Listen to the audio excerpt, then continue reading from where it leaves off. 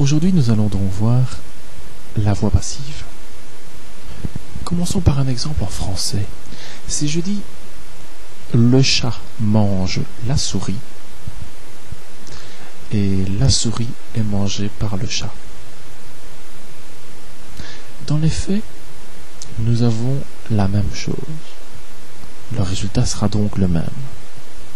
À la fin du processus, la souris n'existera plus et le chat aura pris quelques grammes.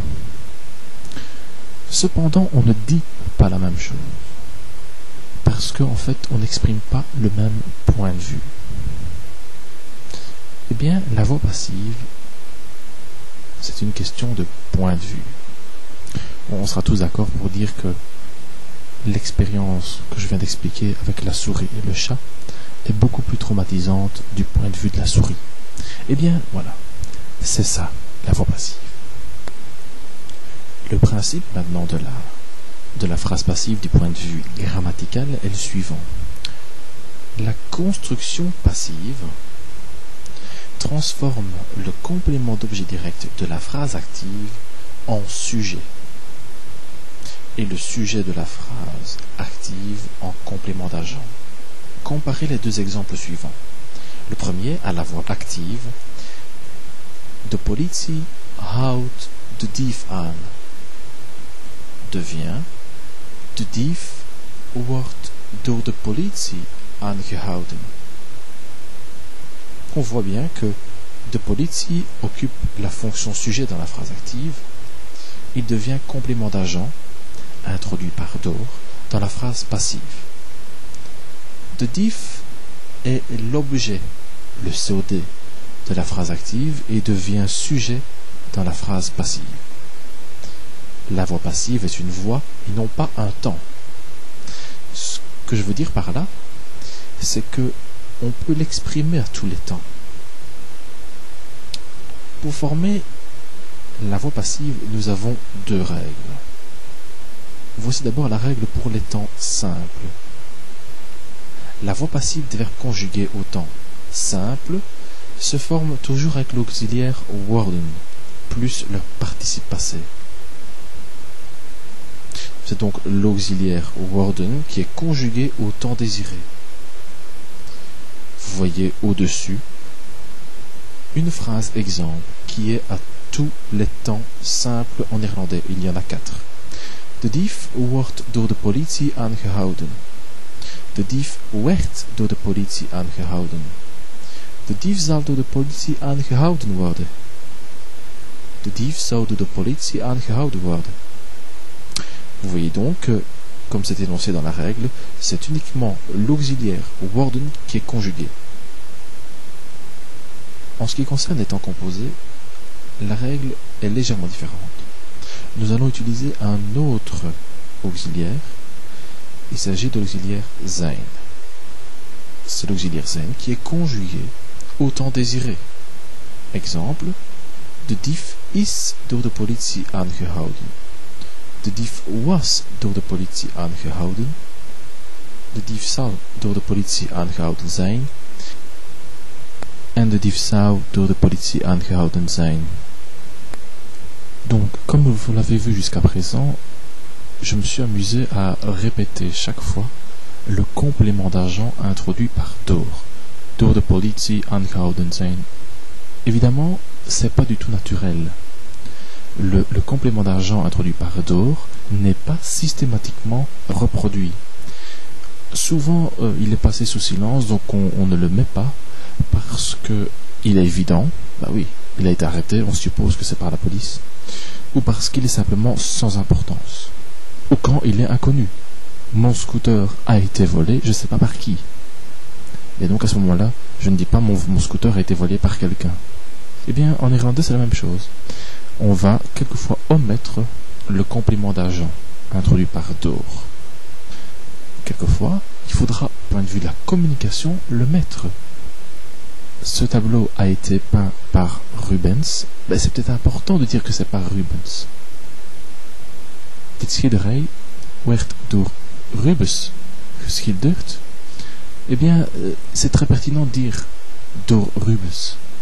On comprend bien la différence avec le scooter qui a été volé, on ne sait pas par qui. Une autre distinction est importante aussi à faire pour pouvoir mieux comprendre et aller plus loin dans la formation de la voix passive. Il s'agit d'une distinction entre les verbes transitifs et les verbes intransitifs. Donc ce sont en fait deux catégories de verbes. Cette distinction existe aussi bien en français, en néerlandais qu'en anglais. On pourrait résumer la chose en disant que les verbes transitifs, ce sont des verbes qui sont utilisés avec un COD, donc avec un complément d'objet direct, alors que les verbes intransitifs, ce sont une autre catégorie de verbes. Ces verbes n'ont jamais de COD. Soit ils n'ont pas de complément, ou alors ils ont un complément introduit par une préposition. Je vais tout de suite vous donner un exemple en néerlandais. Voici le premier exemple d'un verbe transitif. De staat heeft de belastingen verhoogd, qui veut dire l'État a augmenté les impôts. On va voir s'il y a un complément d'objet direct. L'État a augmenté quoi? Les impôts. Donc de belastingen, c'est le complément d'objet direct. Ça, vous avez déjà vu en primaire et en secondaire ce qu'était un complément d'objet direct. Maintenant, regardons l'exemple suivant de verbe intransitif. De prijs van olie is gestegen. Le prix du pétrole a augmenté. Eh bien ici, le prix du pétrole a augmenté quoi? Il n'y a rien, il n'y a pas de COD, il n'y a pas de complément d'objet direct. Et donc, c'est bien ça, il y a certains verbes qui n'admettent pas un complément d'objet direct. C'est ce qu'on appelle un verbe intransitif. Alors, pourquoi est-ce que je vous raconte tout ça? Pas pour le plaisir de vous faire un petit rappel de vos années dans le primaire et dans le secondaire, mais simplement afin que vous puissiez comprendre une distinction qu'il y a entre le néerlandais et le français. Vous savez que le passif, comme on l'a vu dans la règle initiale, c'est une transformation syntaxique. Donc vous avez le sujet de la phrase active qui devient complément de la phrase passive, complément d'agent, et vous avez le complément d'objet direct de la phrase active qui devient sujet de la phrase passive. Oui, mais seulement si j'ai une phrase avec un verbe intransitif à la voix active. De staat heeft de belastingen verhoogd. Comment est-ce que je peux faire ma transformation et en faire une voix passive? Parce que mon complément d'objet direct doit devenir sujet. Eh bien, en français, on ne sait pas. Mais en néerlandais, et c'est là toute la distinction, et c'est là que les étudiants francophones éprouvent le plus de difficultés, en néerlandais, il est tout à fait possible de rendre une phrase active avec un verbe intransitif à la voix passive. Il est tout à fait possible de la transformer à la voix passive. Vous allez me demander évidemment comment est-ce qu'on fait. Alors, on n'a pas de sujet, on n'a rien. Eh bien, comme le complément d'objet direct est inexistant, on n'a pas de sujet réel pour la phrase passive. C'est pourquoi nous devons faire appel à un sujet de substitution. Et la plupart d'entre vous en a déjà entendu parler, c'est le mot er. Considérons ensemble l'exemple suivant. Bij deze gelegenheid hebben we veel gedronken en gedanst. À cette occasion, nous avons beaucoup bu et dansé. La phrase que je viens de donner est une phrase à la voix active. Les verbes sont drinken en dansen, et ce sont des verbes intransitifs dans ce contexte-ci, c'est-à-dire qu'ils ne sont pas accompagnés d'un COD. Cependant, nous pouvons, en néerlandais, former une voix passive à partir de cette phrase-là. Et voici la solution. Bij deze gelegenheid werd veel gedronken en gedanst. On voit que c'est une voix passive parce que je vois déjà le mot werd, qui est l'auxiliaire de la voix passive, à l'OVT d'ailleurs, au temps onvoltooid verleden tijd. Et on pourrait traduire cela par la phrase suivante. À cette occasion, on a beaucoup bu et dansé.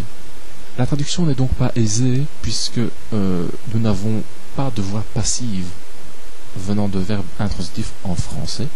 Donc, on utilise la formule avec on qui se rapproche le plus de cette expression